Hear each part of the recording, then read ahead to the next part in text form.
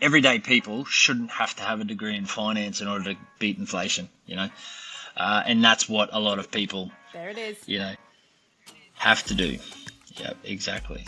But what's really tragic, I think, is us wage earners are conditioned to the fact, conditioned to believe that our home is our most prized possession.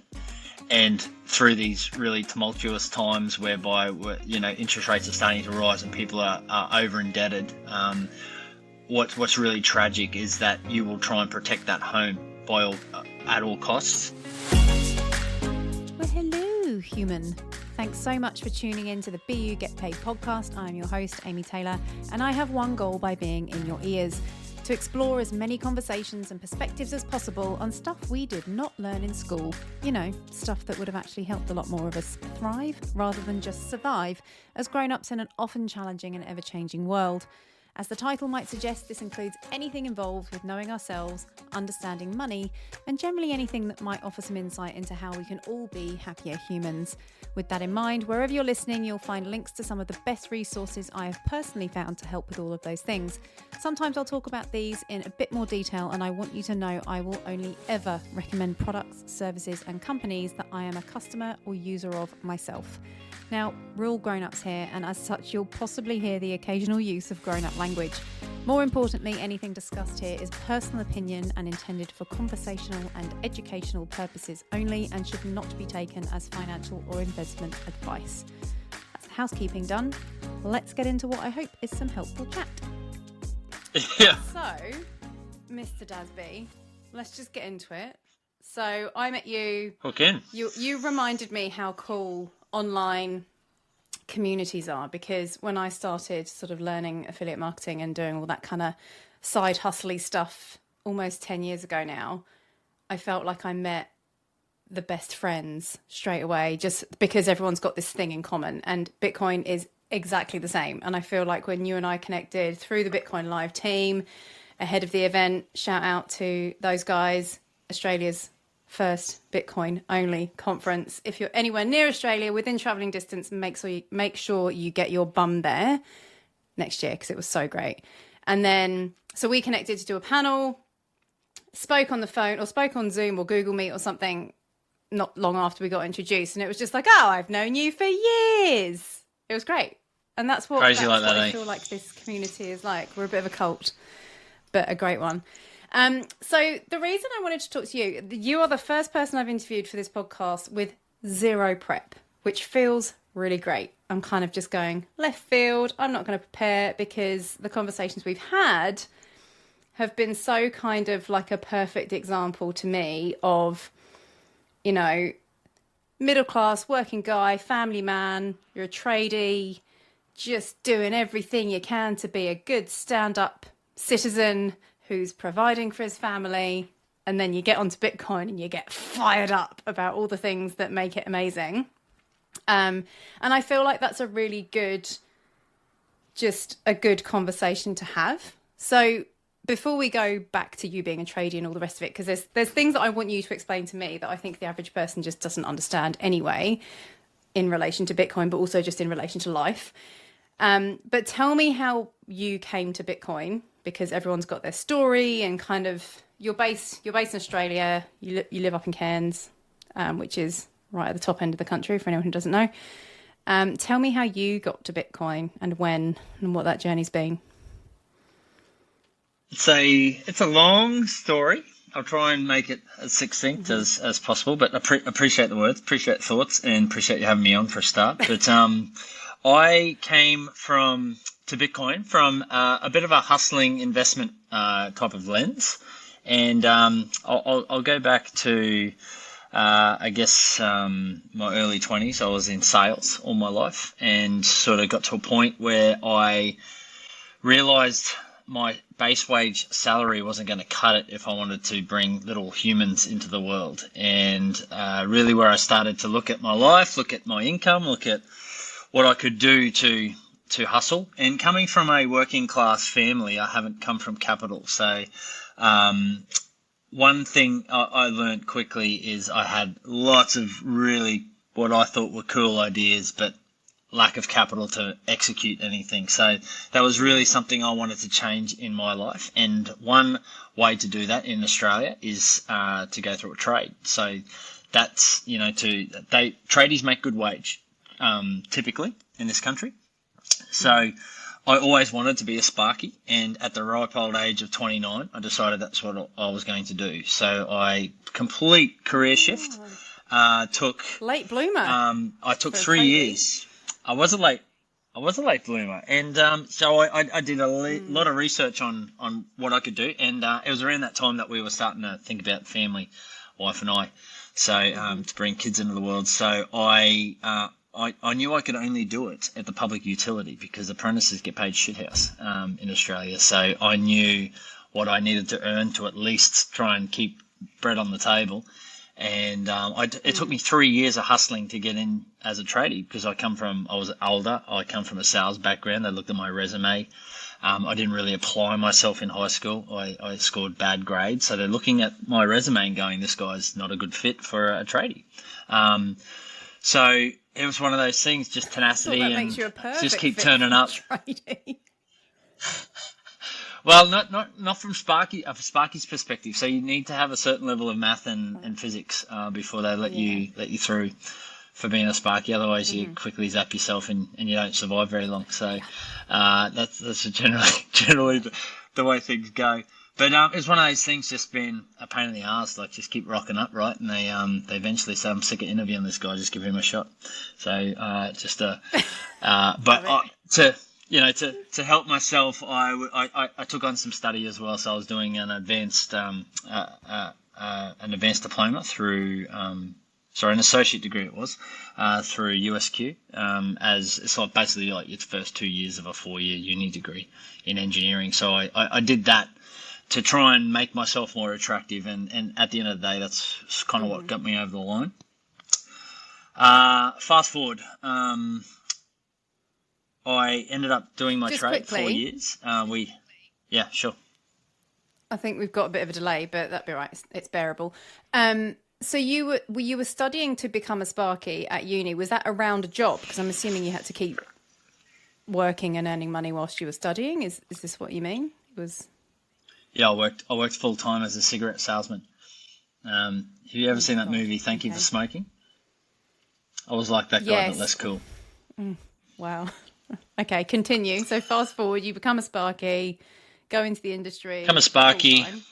I have to move. Around that time, there was a lot of political movement because we're a Queensland-owned utility. So there was no jobs, basically. So I had to pack up my little family and move down to Mackay.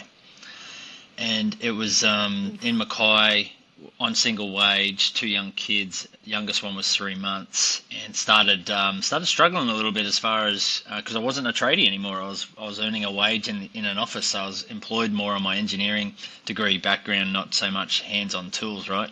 And was struggling a little bit. And I read a book called The Barefoot Investor. So it's a bit of an Aussie classic in sort of middle class circles. And one of the things he talks about in that book was a side hustle. So trying to leverage off your skills and become a freelancer. So I was kind of like, well, what could I do? I had to go and get a contractor's ticket if I wanted to be a Sparky, sort of outside of work, which involved a little bit more study, a little bit more fees and all that sort of thing. And I've been playing guitar since I was 8 years old. So I thought, look, new town, I'll grow a beard. I'll go out and start hustling and start doing some busking and some gigs. And if I'm shit, I'll just shave it and walk away and nobody knows me. So that was the sort of the rationale behind it. And I started, lo and behold, getting a pretty good name for myself locally, and was doing upwards of 3 gigs a sort of weekend and earning really good side hustle cash. And then I'm like, okay, what do I do with this cash now? And I was at a bit of a fork in the road in my uni career, so I'd ended up doing a little bit more study, and I was at this fork in the road whereby I was like, do I continue doing, I was used to doing 20 hours of study a week for this degree on top of working and sort of, balancing the family, hat tilt to wifey who kept it all running. And I was like, well, I can either finish my degree or or I can put that study into like putting this extra money that I'm going put that to work. So I made a promise to myself that I would learn how to invest. So I spent that 20 hours a week. Instead of reading engineering books, I decided I was going to read investing books. So I promised myself I would do 12 months before I invested a single penny, a single dollar. So I did that. Yeah, well, it was one of those things. I had enough knowledge around investing to know if you don't do it well, you'll really fuck it up for yourself. So I I hope you don't mind me swearing on your pod, by the way, but you'll get that. That's what I do. Passion. So yeah, cool. So I did that. I threw 12 months worth of investing sort of at it, and then I had all of these. I had spreadsheets worth of, so I understood how to do discounted cash flow analysis by the end of that. And I had all these spreadsheets with Google Finance tickers coming in, and I had the whole ASX 200 on this spreadsheet with all the tickers coming in to try and find what was good value in that. So I come from the sort of Warren Buffett value investing mindset, whereby you try and identify good companies with decent balance sheets, decent moats for a cheap price. I'm pulling faces, just as a disclaimer. I'm pulling faces because hat off to you. You're hustling. You've got your why. You've got your reason. But I'm pulling faces because it's just like, it just sounds like so much work. Like this is a side hustle. There's a lot of work in something. Like it wasn't a passion project. You weren't doing something because you loved it. It was something you felt compelled that you had to do to make enough money to support a young family. It sounds batshit boring to me. But like, I'm just cross-reference or cutting in at this point because it's like no human being should have to put that amount of time and energy into something that they don't genuinely love, just to survive. I got to admit though, I do kind of love it. Otherwise, I wouldn't do it. So I guess there's that fair sort of. Yeah, but you're right. I often tweet that out actually as a little sort of comment that everyday people shouldn't have to have a degree in finance in order to beat inflation. And that's what a lot of people. There it is. Have to do. Yeah, exactly. And so I guess just to wrap all that up. Sorry. No, you're right. Sort of this delay's probably causing a little bit of you grief, but I guess just to wrap all that up, I got to this point whereby I realised that there was nothing to buy as far as value investing is concerned, and I came to the quick realisation that the money was broken, and that input is so critical when you're valuing other assets in order to try and like I said, try and beat inflation, and the input is the interest rate. Mm-hmm. Exactly, and when they're suppressing interest rates, that's where I tore the lid off how money works. Because I thought my spreadsheets were broken. There was nothing to buy, and I thought I've done something wrong here. But what was really wrong was the input into that formula, and it's interest rates.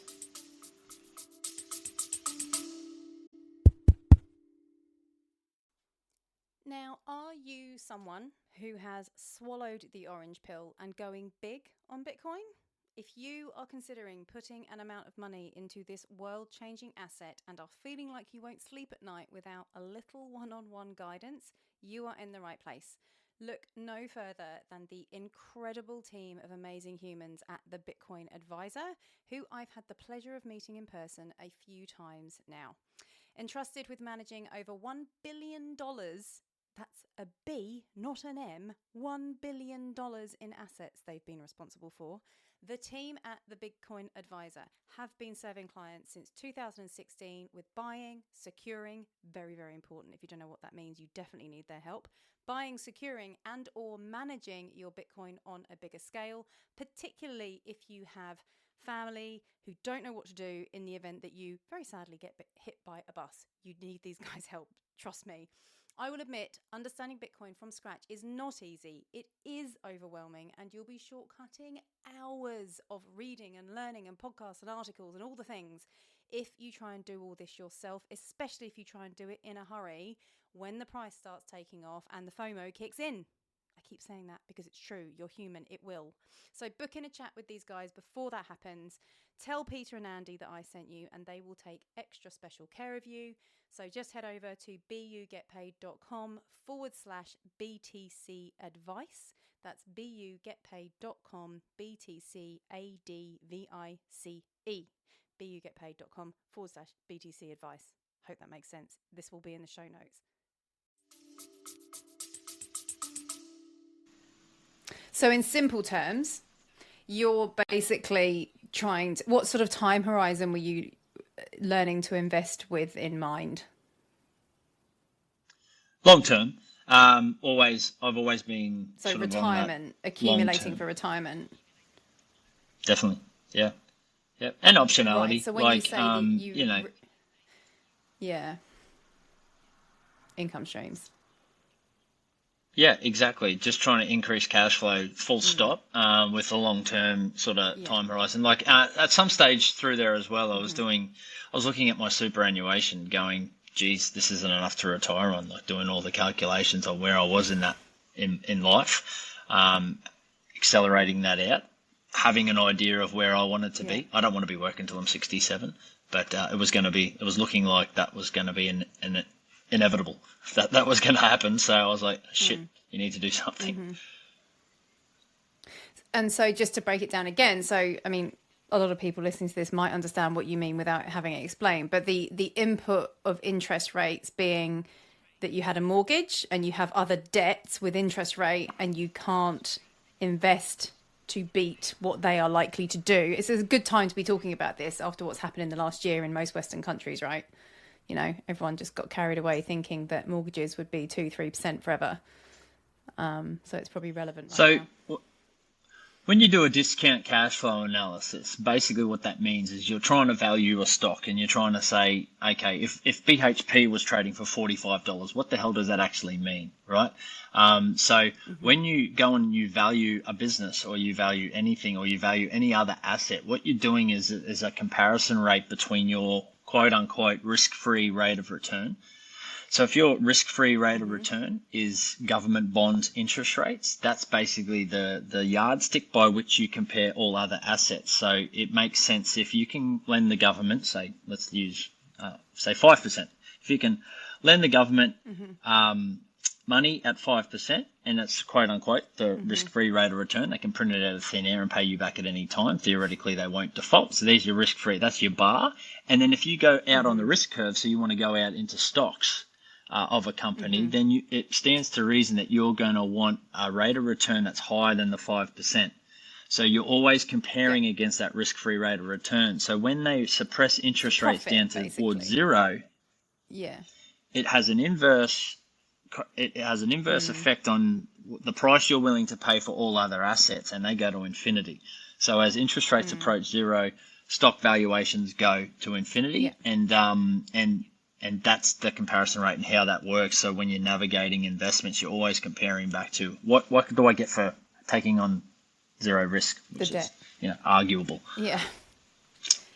It took a long time for me to join these dots, but in my head, the way I just think of it now, especially having been through 1 and a bit Bitcoin cycles of 4 years, the way I look at it in real simple terms is that when the government print money or create more money and chuck it out into the system, it basically bypasses those who don't own assets and ends up in the hands of those who do. And in real simple terms, like if we take the COVID example and everyone's stuck at home or now rents are going up. I was just talking to my neighbour the other day and he's a tradie, he's a plumber. That very similar situation, family guy, got way ahead. They had about 5 years left on their mortgage and he's just told me that they got told the other week it's now about 14 years instead of 5. Like that's how much it messes with people's lives. And so in simple terms, the way I've been explaining it to people, because most of us don't get this, you know, we don't sit down for 12 months with textbooks in our free time after work and study it. We just hoped God will be okay and, you know, whatever. But in simple terms, I've just been explaining it to people like, well, imagine you're him and you've done everything right. If your mortgage goes up because of interest rates, that extra $200 that you might have been investing or that you might have been spending on something else and being very sensible with, is now the roof over your head. You've got no choice. It has to be paid. And so that extra 200, your rent, your mortgage goes up. It's basically going through you, through the person who had the asset, to whoever owns the asset, which in this instance is the bank, right? It's just, it flows through. Currency flows. So when they produce more currency, it just flows where it wants to go. And they know where they want it to go. So it just goes back to them. So it might sound very conspiracy theory, but I didn't know any of this 2 or 3 years ago. Like, I'd always been good at making money, but I had no idea what it actually was or how it works or where it comes from. And so I think, you know, for someone like you who's actually gone and studied it, but still couldn't make it work, it's like, well, who's winning? Oh, and then it becomes very clear who does. Yeah, that's right. And to your point too about like conspiracy theories, like it doesn't even, you know, it's actual fact that it happens, and it's just based on incentives and agendas. So like the people making these decisions, they're so close to the spigot of where that money gets injected that they don't see a problem. They don't know what it's like to earn wages and live pay to pay. They just simply don't. It's just they're that far removed from the reality that you can understand or I guess appreciate that, you know, from their rose-coloured glasses, there's no issue. You know, the system's working perfectly. Well, they don't get fired. You know. They don't get help. Yeah. They don't get fired. They don't get There's held no to accountability. account. There's no consequence for their actions. If they're in government jobs and they're out of a job at the end of a term, they still walk away with an ongoing salary. Like, it's just not the real world, but they're supposed to represent the people of the real world. So I think the reason I'm saying conspiracy theory is the minute you start saying they and they're in control. Yeah. People can turn around and go, oh, you know, you can't blame the government for your financial situation. There's no they. It's like, no. I'm well aware that there's the opportunity. I'm all for it. I'm a coach in that space. Like, go out there, create your own business. Like, I'm all for that. But the realization that we're all working with this money, that even if you're doing really well for yourself, you're punished for it, essentially, by a system that just doesn't reward productivity or contribution to society. Of course, there's ways to get ahead, but it shouldn't involve. And what's one of the of textbooks real and tragedies? Money at risk to get ahead. Yeah, exactly. It is crazy when you sort of look back at some of the things that people have to do, right, to try and keep abreast of this thing. But I think what's really tragic about this whole environment we're navigating right now, whereby we're going through a period of financial repression, which basically means that they'll hold interest rates below the rate of inflation to try and erode away the debt. And that's why interest rates are starting to creep, because we do have high inflation, but they won't get above inflation. So interest rates, you know, through this period, they can't afford for the interest rates to get above inflation. Otherwise, they don't get any benefit from the erosion of the debt through that inflationary mechanism. But what's really tragic, I think, is us wage earners conditioned to the fact, conditioned to believe that our home is our most prized possession. And through these really tumultuous times whereby, you know, interest rates are starting to rise and people are over-indebted, what's really tragic is that you will try and protect that home at all costs. So what ends up happening is you'll erode your savings. Any excess cash flow that you have is eroded. Anything else you would have used to invest in other options is eroded, because you're just trying to keep that roof over your head, because we're so indebted. And you'll erode that savings, and by the time you may actually be forced to sell it, the market would have corrected as well. So it's a double-edged sword. So you've eroded all your savings just to try and keep it over your head, only to end up in a situation whereby you might actually have to sell that. And then by that stage, the lagging effect from peak interest rate, they think that there's around 12 to 18 month lag behind peak in interest rates to like max pain in those markets. So you might be able to survive that 12, 18 month, only to end up having to sell it anyway. And by that stage, the market's declined, so you haven't. So in my mind, and you know, obviously Yeah, well, yeah, exactly, and not financial advice by any stretch of the imagination. But yeah, if I was in that position, I would try and sell that house as quick as possible. Obviously, you've got other issues then of high income, high rental markets, and all that sort of stuff to battle. But at least then you've protected any savings or other investments you might have. You're selling out Or of the if you've made a market at its capital gain on the highs, good, and yeah.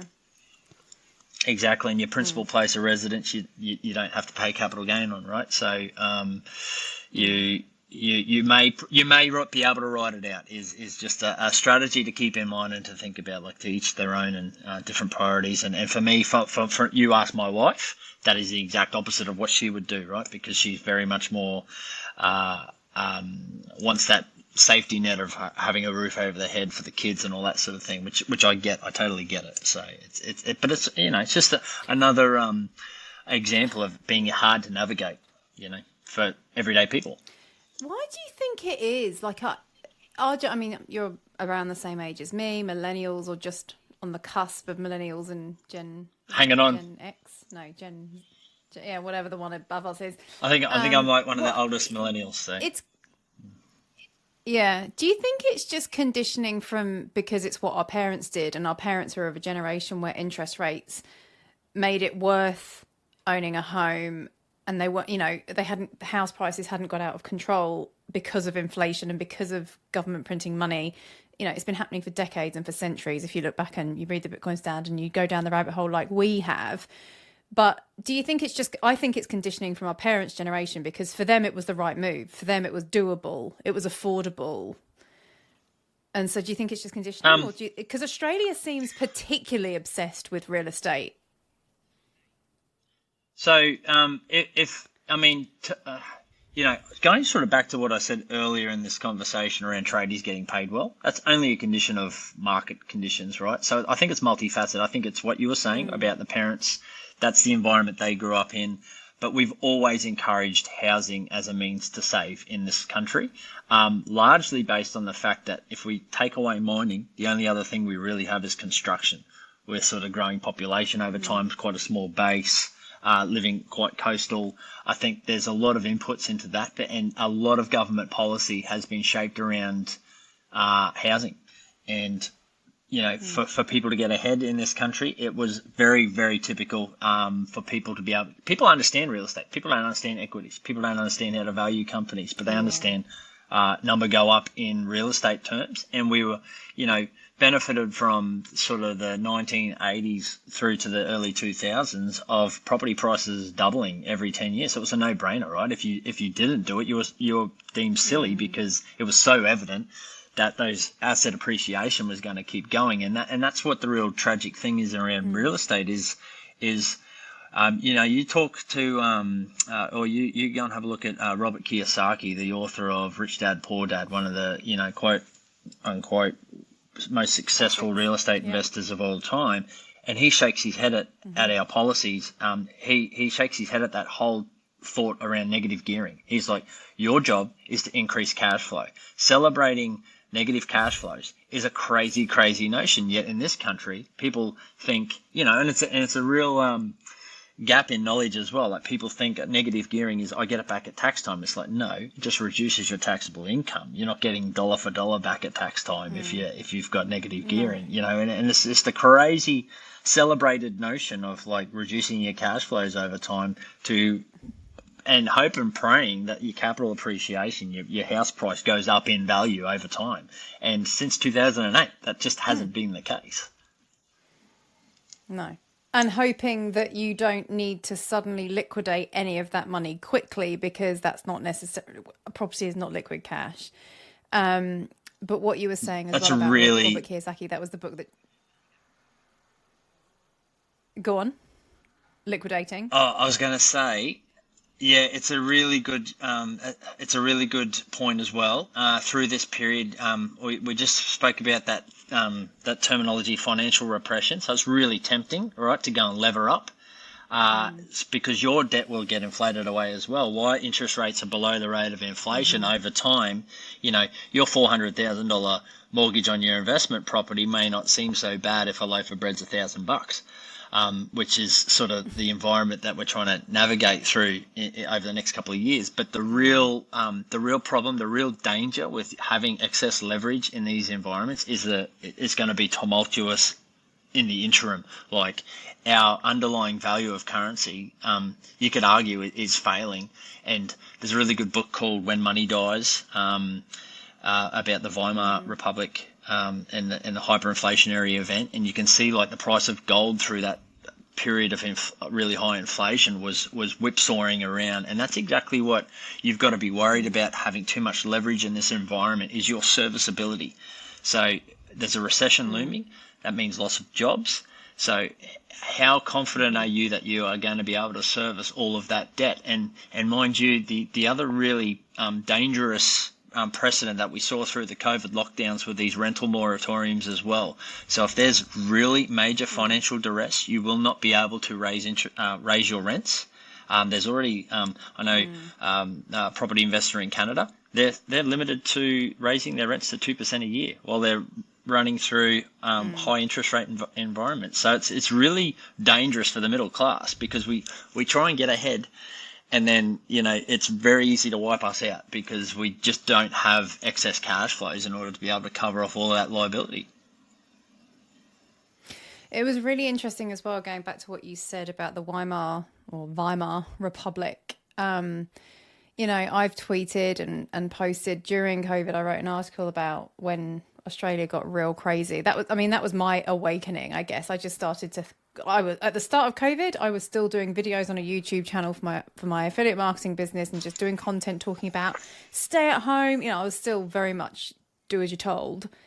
And gradually you just started to question things. And I wrote an article about, I don't know what the answer is, but the mandates just didn't seem like, it was not this. I don't know what the answer is, but it seems like not this, because on the ground, on the street, seeing people tearing each other apart was quite frightening and just wrong. It was just, I don't know what the answer is, but people rowing in the streets, it just got crazy. And I referenced Nazi Germany, which gets, a reaction. And I guess that's part of the reason to use it, because you need people to pay attention. But what people don't realize is that reference is not to do with the Holocaust. It's what was the environment, or what was the climate, the cultural climate leading up to a period where it was possible to get people to do such atrocious things to one another, right? And that's what frustrates the hell out of me. It's like, people were financially struggling. People were desperate, and they were confused. And a couple of episodes ago, I was talking to a friend and coach of mine, Emma, who's, she's a woo-woo energetics person, and she's phenomenal. But we were talking about something completely different. But she made the comment, when you put someone in a state of, it's the manipulation tactic. When you put someone in a state of confusion and offer them certainty, it works. And I feel like that's just, whether it's by design or just a slow thing that's happened over decades, people are so confused about money that they just go, I don't care. I surrender, which is exactly the words my neighbour used the other day about, he goes, I hate money. I hate the fact I have to think about it so much. And, they were 5 years away from clearing their mortgage. They're in their 40s, young family. Now it's 14 years. It's just wrong. And I think so many people do just get so confused and overwhelmed by it. They do just hand over responsibility and go, whatever. And so your Germany reference, I think it's just so important that we keep making those references, because it is jarring and it's controversial. But the point is, when people are put in a state where it becomes easier to just convince them it's okay to behave in a certain way, because that's the answer, when it's not good, it doesn't end well. No, exactly. And I think that's when, some of these conspiracy theories start to take a little bit of hold, right? And people start to question, because it's it's man's search for meaning. It's another reference to Nazi Germany, right? It was written by Viktor Frankl, was the author of that book, and it's just a really good example of, like, people need meaning. People need to look for explanations, and when you see some of the controls that are coming down, or some of these policies that come down that inadvertently affect how you navigate the world and how you navigate how you see value in this world, then you start to question. You start to go, why? And you uncover. You'll start looking under some rocks that you wish you never overturned. Because the system is there's issues. There's big issues. Yeah. Which brings us on to Bitcoin. So when did you find Bitcoin? Because it's only when you've ripped off the lid, I think you said, or gone down the rabbit hole or looked under the rocks and you're like, well, this is depressing. And that's probably why most people stop looking.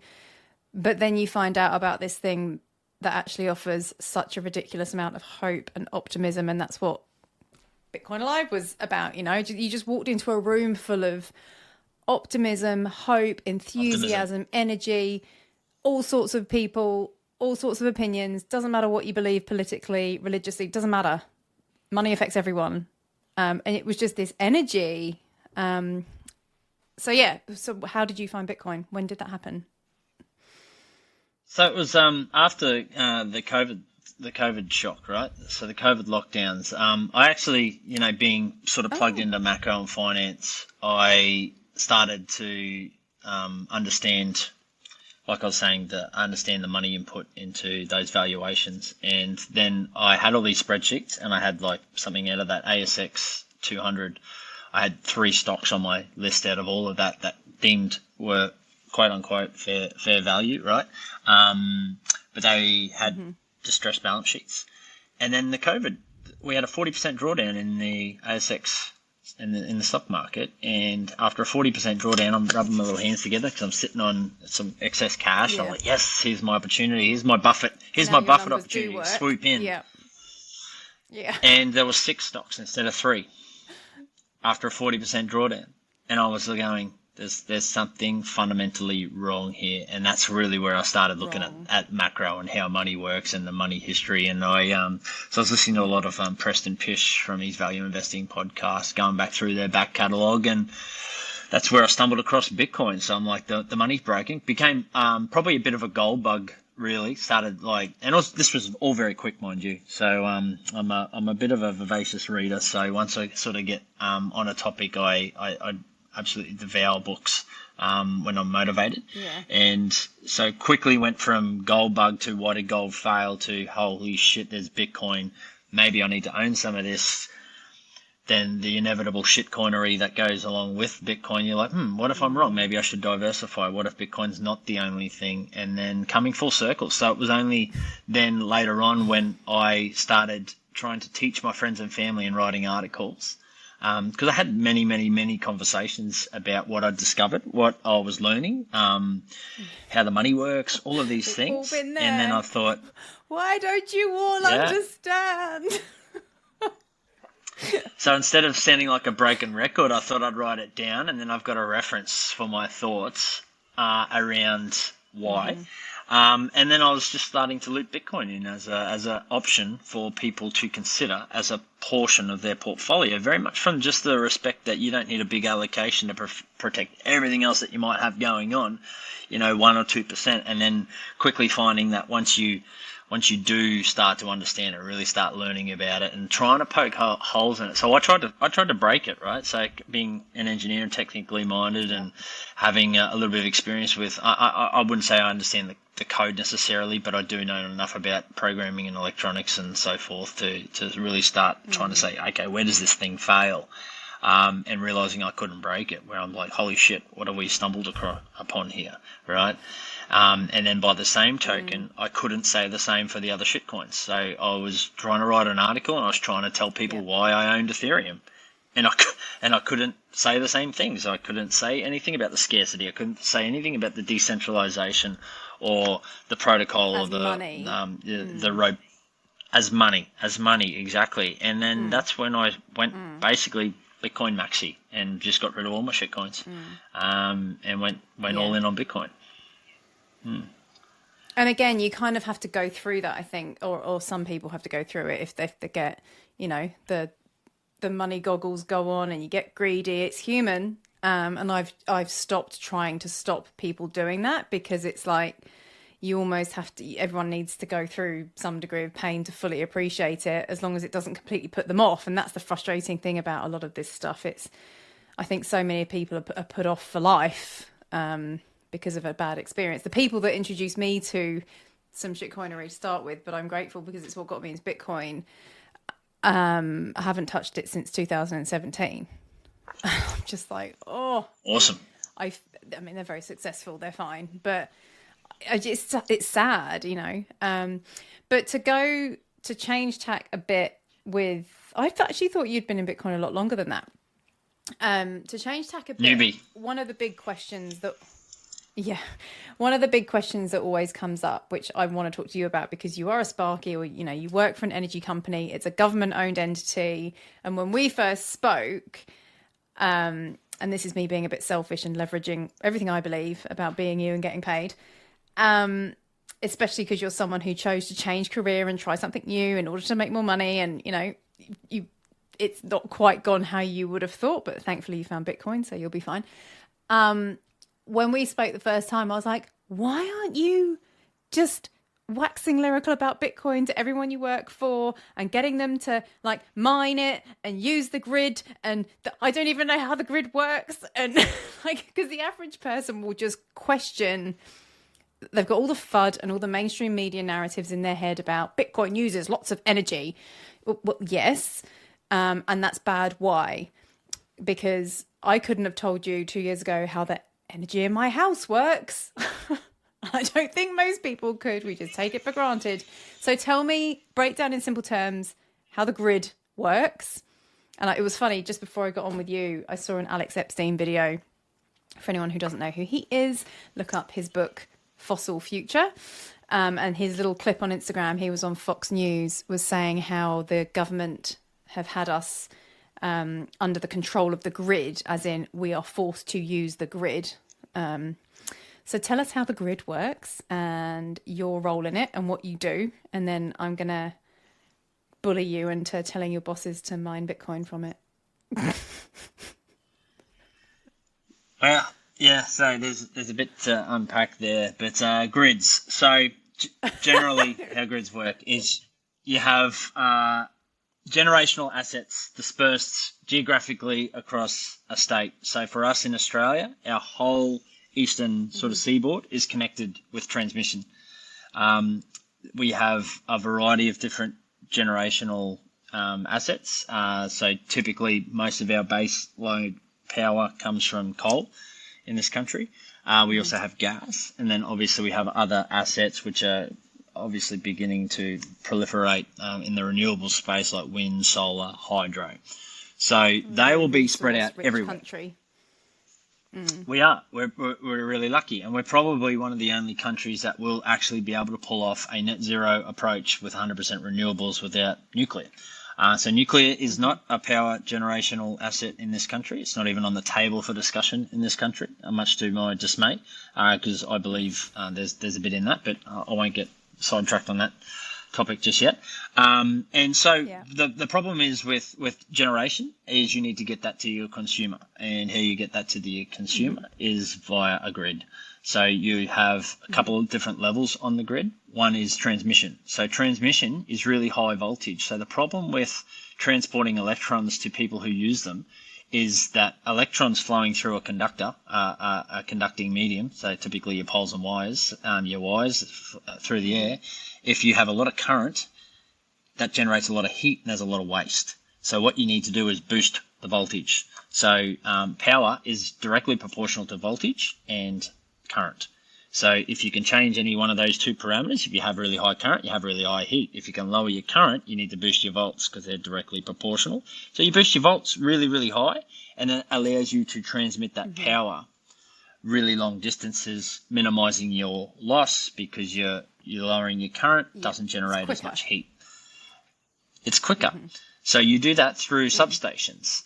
So what you do is you would generate at a certain voltage and then use a substation, big transformers. So they're your big yards that you see, you drive past, you see all the towers coming in, you've got big pieces of plant within those compounds. So those power transformers will step that voltage up. We jump onto the poles and wires and we transport that where that needs to go. And then we will step down into major centres. So you will have bulk supply transmission lines going all up the coast. And I'll use Cairns as an example. That's where I'm from. So we've got a couple of different bulk supply points. These transmission lines come into bulk supply, and these are really key critical pieces of infrastructure. They're substations. And then we step that down to a distribution level of voltage. So we step that typically down from 275,000 volts. So your socket in your house is, you definitely don't want to touch that. So it's either 275 or 132. That's right. Cooks you pretty good. 132,000 volts is also typical for transmission. And then we step that down to sub-transmission, and then we disperse that out. We've got lots of little substations then all around your town. And they're typically at 66 or 33 kilovolts, so 66,000 volts. And then we step that down again to distribution type network. So that's in Queensland's typically 22,000 or 11,000 volts. And that's what you see on your normal wooden poles and wires that go through your neighbourhoods and so forth. We do it underground or we do it above ground. And then at each sort of location, and you could pretty much just call this every street, for example, we'll step that down again. You'll have a pole-mounted transformer or those big green boxes called pad-mount transformers. And that's stepping the voltage down from 22,000 volts down to 240, 415. And 240 is what goes into your house. Yeah, exactly. Yeah. So that's your grid. A lot there. I did not know a lot of that. I think a lot of people wouldn't have known that. And this podcast is all about the things we don't learn at school. I will be telling children, if I happen to be with any children, do you know what they do? That's what it does. Now I feel like I've learned something fantastic. But the big thing being, along that massive process, there is an oversupply or a certain amount of lost, wasted power, right? Which people don't realise. Yeah, definitely. There's a lot of inputs. Are you specifically sort of leading to where Bitcoin mining fits into grids and grid forming? Mm-hmm. Yeah, exactly. Okay. So I'll use renewables as an example. So when we have increase in renewables, and most global governments are pushing towards trying to increase their use of renewables, so wind and solar. The problem with both of those technologies is they're really unreliable as far as they're non-consistent. So Queensland Energy Jobs Plan is a great example to sort of demonstrate. They want to go completely, their end goal is to go net zero, right? So let's have a look at what that looks like. So if your wind generation is 30% efficient at best, that's a fact. You can look that up. 30% capacity efficiency at best for wind, and about 19 is usable. And 19% for solar. So if your maximum demand, and a maximum demand is a term that we use in the industry to determine everyone gets home and they all flick their lights on, they're all cooking dinner. What is the grid demand? What is everybody drawing at the same time? So if your maximum demand is here, and we need a grid that's 3 times the size. If we're going to go completely renewables, and we'll ignore hydro for now and battery storage, but we just talk wind and solar, we'll need a grid that's at least 3 times the size of the capacity in order to be able to to deal with that. Keep everyone on. If wind's at 30%. Keep everyone on without rolling blackouts. So the question then lies, what about when the conditions are healthy? So there's your maximum demand. So we have to build our grid at that level. So what happens when everything's nice and healthy, the wind's blowing, the sun's shining, and we've got all that excess capacity? Who's paying for that excess capacity to build out those grids and capitalize those infrastructure at such a massive scale? The answer is the energy or taxpayers, because we're going to offset all those costs. That's right. The government, exactly. The government pay for it. The government. Who pays them? Yeah. Yeah, that's right. So one really big use case is for Bitcoin miners to come in, and there's our maximum demand. Here's our capacity, and we can soak up all of that excess capacity when sun's shining and winds are blowing really, really well. Yeah.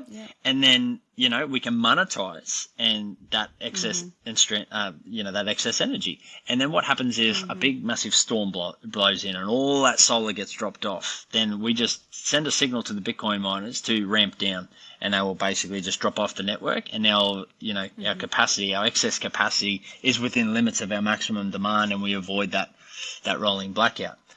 The other really big use case is when we don't go 100% renewable, for example, but we've still got base load supply. So these coal generators and these generators that we use to form up the grid from a base level, Texas is a good example of this, they need a minimum amount of load in order to run.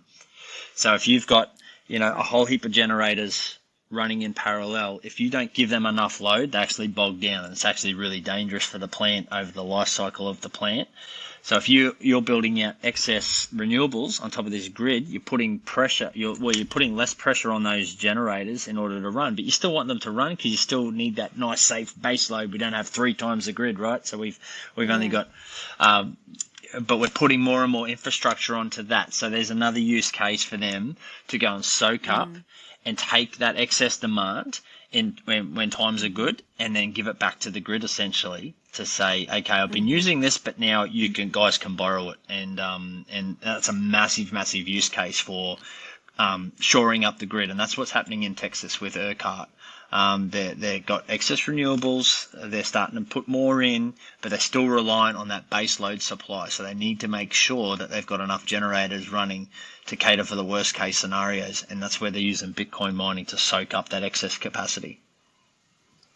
And I think for anyone who's not into Bitcoin, doesn't understand it, isn't interested, or hasn't yet learned, why is it, the thing that's starting to really blow my mind is the crossover, which Michael Saylor talks about a lot, how Bitcoin as money crosses the physics and energy conversation. Like, it's literally turning energy into money, which is what humans do every day when they're working for a fixed income or for a salary or for a wage. You're turning your energy into money. But it's not working because the money you are exchanging that energy for is broken. So that's when those pennies started to drop for me. I was just like, mind blown.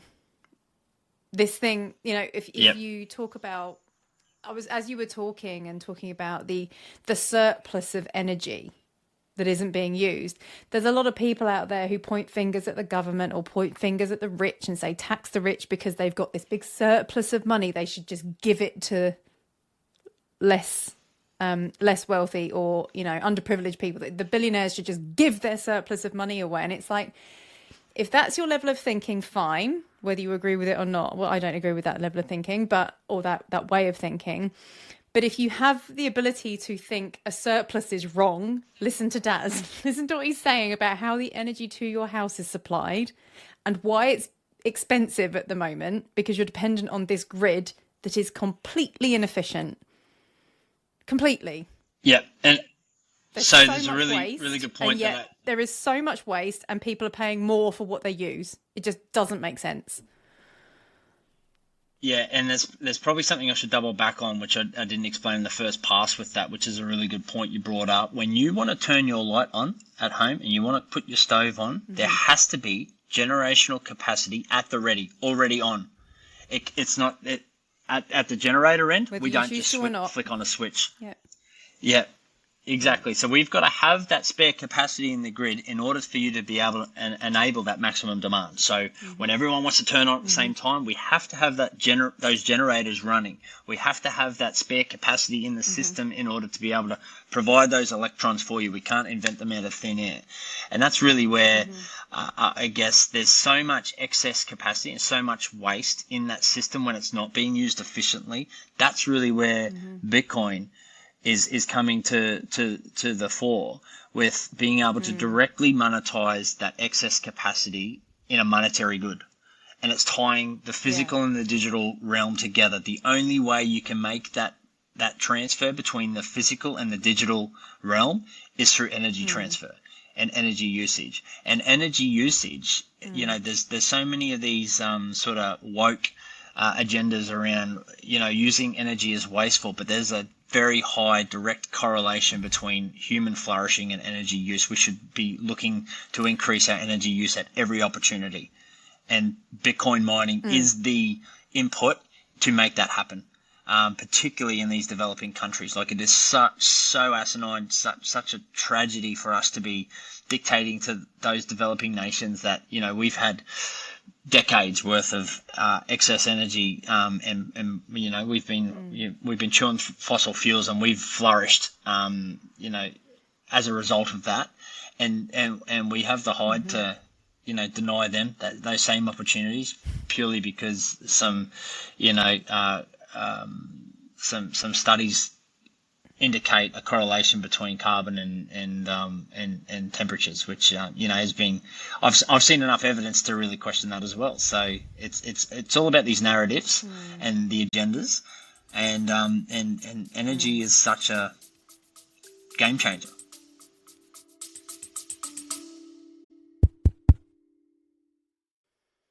So, what does it even mean to be you and get paid? Well, in short, it's embracing the opportunity available online to earn a living around your life and not the other way around. I'll give you a moment to let that sink in. Ready? In other words, to build your own dreams instead of someone else's. And for me, it took the sudden and unexpected loss of a very close family member back in 2013 before I took that kind of cliche statement seriously. It was a line in the sand moment where I decided I was going to do whatever I had to do to build something of my own to find freedom from the unfulfilling world of commuting and corporate slavery for good. And that decision put me on a completely different life path. And I can tell you from experience that it is even simpler to do today than it has ever been before. So if you've been inspired by anything you've heard on this podcast, nothing is stopping you from doing the same. When you learn to turn your existing skills, knowledge, passions, and interests into income streams online. And if you don't believe me, check out the episode number 18 with my long-term friend and mentor, Stuart Ross. And we're not talking about some half-assed part-time side hustle here, my friend. I am talking about drastically changing the way you think about and earn money in today's modern world. So sign up for Modern Wealthy, our 7-day fast start training series, which includes a downloadable ebook and your best life blueprint. And I will be there to cheer you on with monthly coaching calls and give you a bit of a kick up the bum. So head over to bugetpaid.com/launch. That's bugetpaid.com/launch.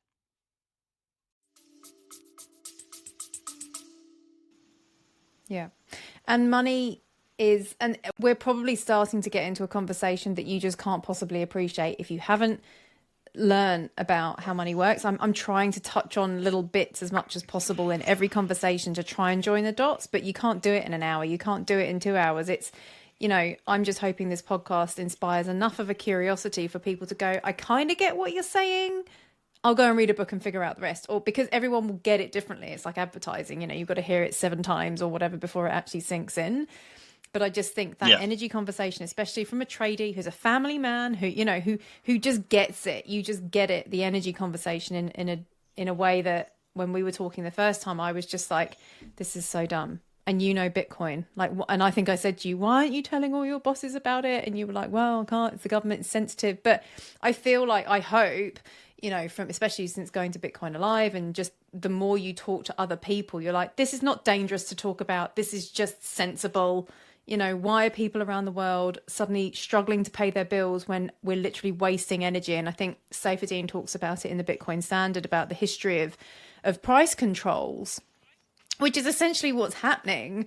You know, there's in the chapter, I don't know what era it was, don't ask me, but all throughout history, when governments get involved in markets and manipulating, you have situations where farmers are producing too much, but they have to burn it and waste it because if they put too much of it into the market, it'll bring the price down.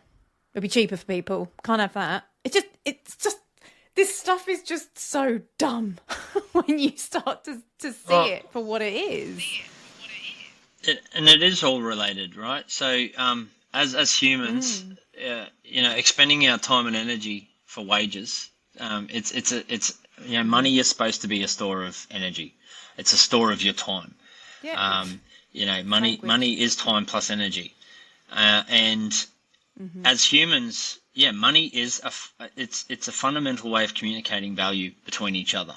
And when somebody is pressing on that string, when somebody's inputting and manipulating that for whatever reason, economic stimulus or monetary policy or whatever you want to call it, at the end of the day, they're manipulating how we as humans interact. And that is, it's got profound effects on everything from society to wokeness to,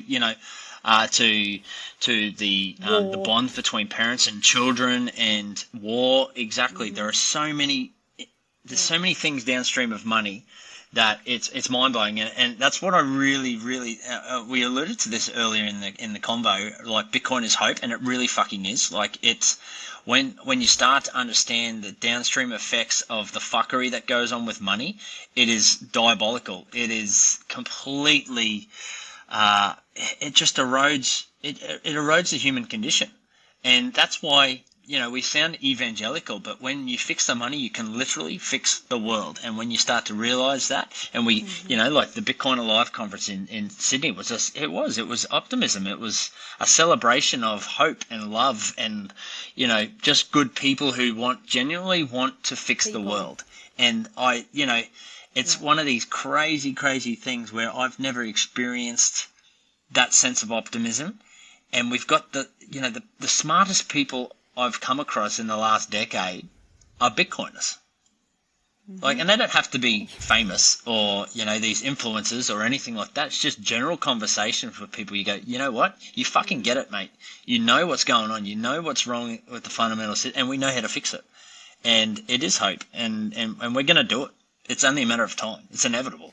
And they're not, so you're either on, you get on the bus and benefit from it yourself, or step aside, Yeah. And it's not that these people are the smartest people because they're Bitcoiners. Bitcoin's only 13, 14 years old. These people are the smartest people because they are engineers. The original cypherpunks, they're techie nerds.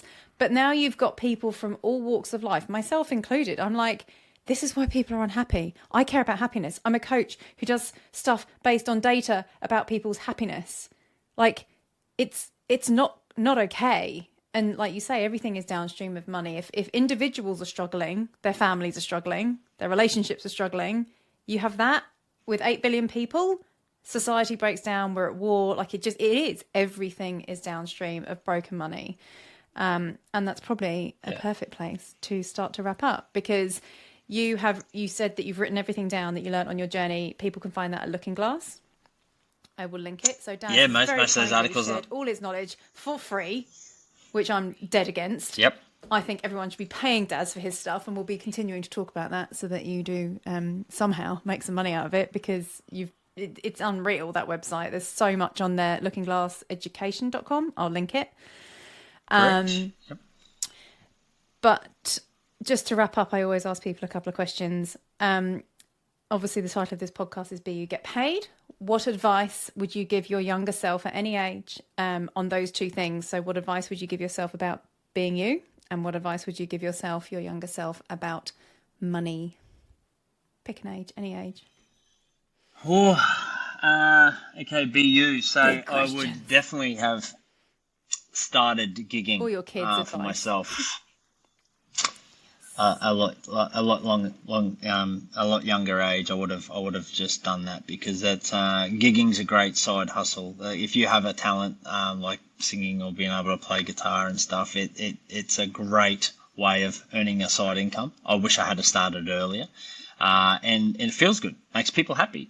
And what's better than earning a decent side hustle wage while making people happy, putting a smile on their face. So I would say do that. Maybe a full-time income. And exactly. And, that's one of those things. I think, like, for gigging in particular, I wouldn't do it full-time, because it then becomes a job. So if you can pick your hours, pick your time, and do that as a balance, then I've kept the joy. So I've definitely overdone that over the years, and now I'm comfy. I do one a fortnight or one wherever I'm sort of inspired to do more, and that's a good balance for me. That's really good. Yeah. And in terms of money, I'd be less inclined to say save, because it didn't work. While we lived through. And I would argue inflation's always been higher than interest rates over the last decades, right?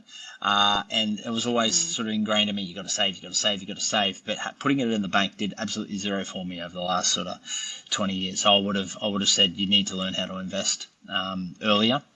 And taken that pretty seriously. But again, this is why I think Bitcoin is hope, because it's actually giving power back to wage earners. You don't have to have a finance degree to understand money, understand Bitcoin. You can start saving in Bitcoin, and that is your savings account. Like if you do it and you iron out that volatility, you learn how to DCA, dollar cost average into your investment. You take small chunks at it. It can be a small amount that you're not going to miss, and it's putting the power back into wage earners. You don't need to know how to read the real estate market or the equity market or anything like that. You just need to dollar cost average into Bitcoin, come back in 4 years' time, see what it's doing. Good advice. And that's for our generation. I always just like to add on to that. How great would it be if money just worked? I would love to get to a point. I don't think it's going to happen in our lifetime, but I hope I'm wrong. We shouldn't have to even talk about money. It should just work. Like we should be able to use a form of money that $1 is $1 forever. So that if you want to save, you can save. And that's your personal goal because you're saving for whatever. Maybe you want to buy a house when you retire, or you want to not save and you want to invest. Whatever you want to do, the money should allow you to do that. And I think I always just like to paint the picture of the Thomas Stroh movie that I've shared a few times, where this utopian world where people can do what they want to do to contribute to society and enjoy it, and not be in something they hate because that's the only way they're going to earn enough money.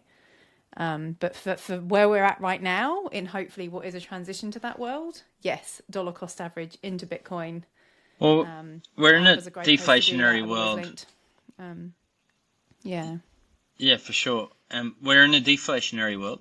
Technology is inherently deflationary, and we need a deflationary currency. So we should be, as humans, by this stage, we should be working less, and we should be able to store our wealth in a very easy to understand asset that will increase in purchasing power over time to navigate that deflationary world where you make nice, sound economic valuations around what you choose to spend your money on.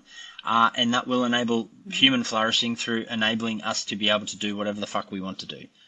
If your passion is art, you should be able to earn a living from art. People will find value in your art and they'll pay you for art.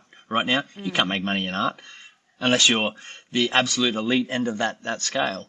Same with gigging. I'd love to be able to earn a living from gigging, but like I was saying, in order for me to do that, I would have to be doing it 7 days a week in order just to get by. And it shouldn't be like that. I should be able to, do enough out of my music to be able to flourish and survive without having to make it such a big ordeal that it becomes a chore. So I think, if we embrace a deflationary world, embrace a deflationary currency, ultimately our world will be a beautiful, beautiful place.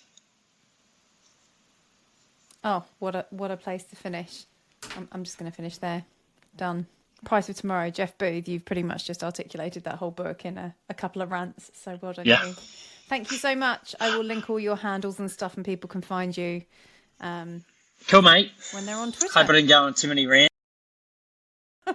And yeah, well, exactly. And that's one of those things. I think, like for gigging in particular, I wouldn't do it full time because it then becomes a job.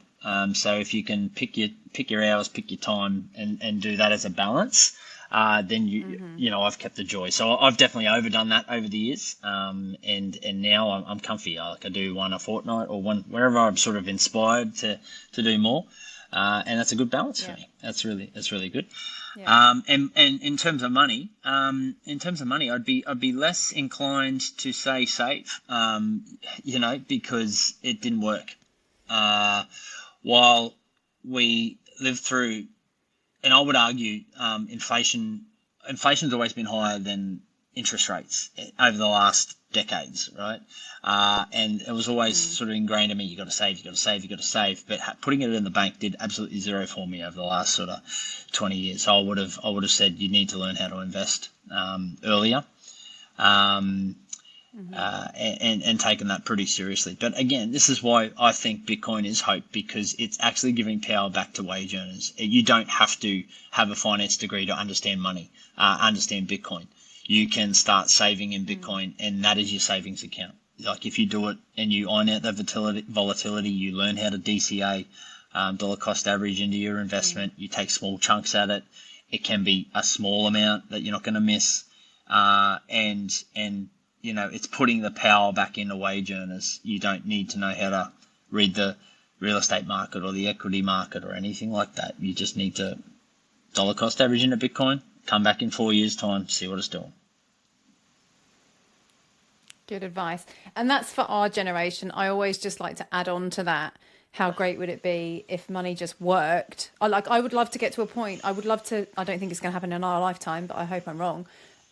We shouldn't have to even talk about money. It should just work. Like we should be able to use a form of money that $1 is $1 forever. So that if you want to save, you can save. And that's your personal goal because you're saving for whatever. Maybe you want to buy a house when you retire, or you want to not save and you want to invest. Whatever you want to do, the money should allow you to do that. And I think I always just like to paint the picture of the Thomas Stroh movie that I've shared a few times, where this utopian world where people can do what they want to do to contribute to society and enjoy it, and not be in something they hate because that's the only way they're going to earn enough money. But for where we're at right now, in hopefully what is a transition to that world, yes, dollar cost average into Bitcoin. Well, we're in a deflationary world. Yeah, for sure. We're in a deflationary world. Technology is inherently deflationary, and we need a deflationary currency. So we should be, as humans, by this stage, we should be working less, and we should be able to store our wealth in a very easy to understand asset that will increase in purchasing power over time to navigate that deflationary world, where you make nice, sound economic valuations around what you choose to spend your money on. And that will enable human flourishing through enabling us to be able to do whatever the fuck we want to do. If your passion is art, you should be able to earn a living from art. People will find value in your art and they'll pay you for art. Right now, you can't make money in art unless you're the absolute elite end of that scale. Same with gigging. I'd love to be able to earn a living from gigging, but like I was saying, in order for me to do that, I would have to be doing it 7 days a week in order just to get by. And it shouldn't be like that. I should be able to, do enough out of my music to be able to flourish and survive without having to make it such a big ordeal that it becomes a chore. So I think, if we embrace a deflationary world, embrace a deflationary currency, ultimately our world will be a beautiful, beautiful place. Oh, what a place to finish. I'm just going to finish there. Done. Price of Tomorrow, Jeff Booth. You've pretty much just articulated that whole book in a couple of rants. So well done. Yeah.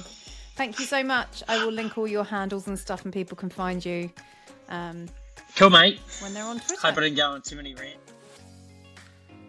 Hello, my friend. As someone who's not the best at finishing the things they start, thank you so much for making it to the end of this podcast. I hope you found it helpful.